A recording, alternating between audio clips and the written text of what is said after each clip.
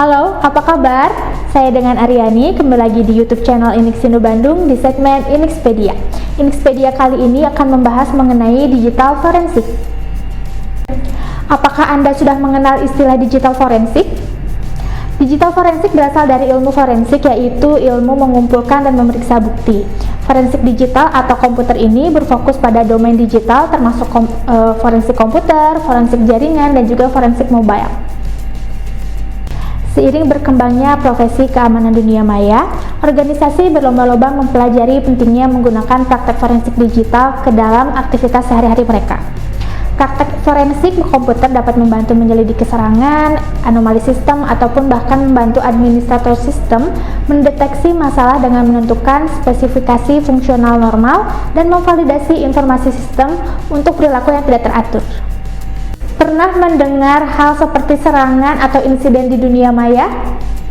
Salah satu contohnya adalah ketika banyak serangan dunia maya yang terjadi di seluruh dunia ini, di mana peraturan jelas-jelas dilanggar dan penyelidikan forensik yang belum tepat dalam pemeriksaan atau bahkan belum ada sama sekali, sehingga menyebabkan para penjahat di dunia maya ini tidak teridentifikasi, tidak terdeteksi, ataupun tidak sama sekali bisa dituntut.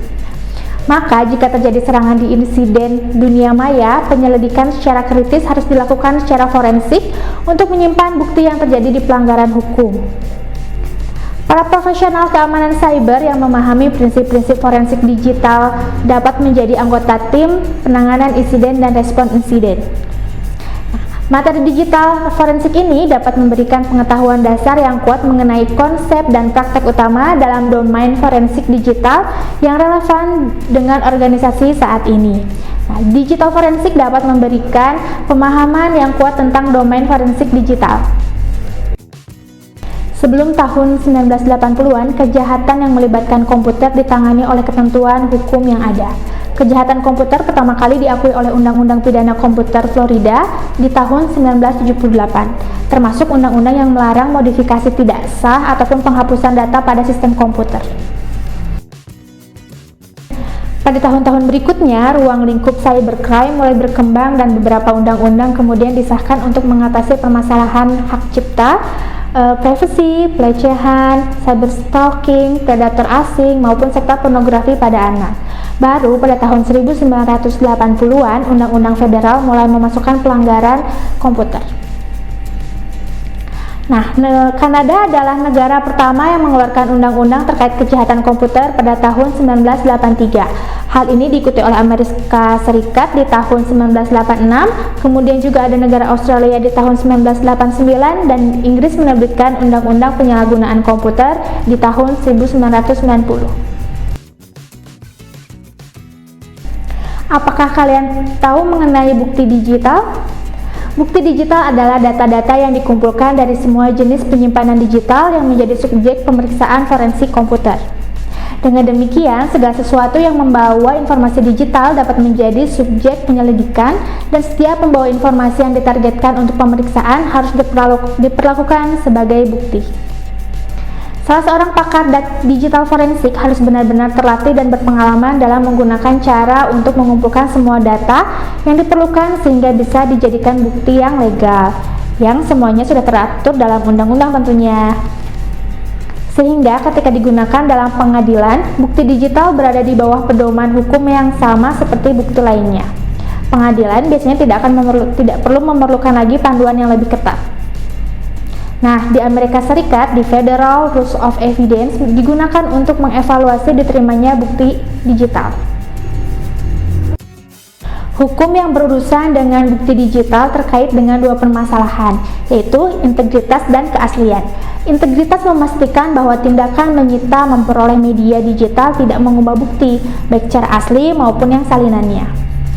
Nah, keaslian mengacu pada kemampuan untuk mengkonfirmasi integritas informasi. Misalnya, bahwa media yang dicitrakan telah sesuai dengan bukti yang asli.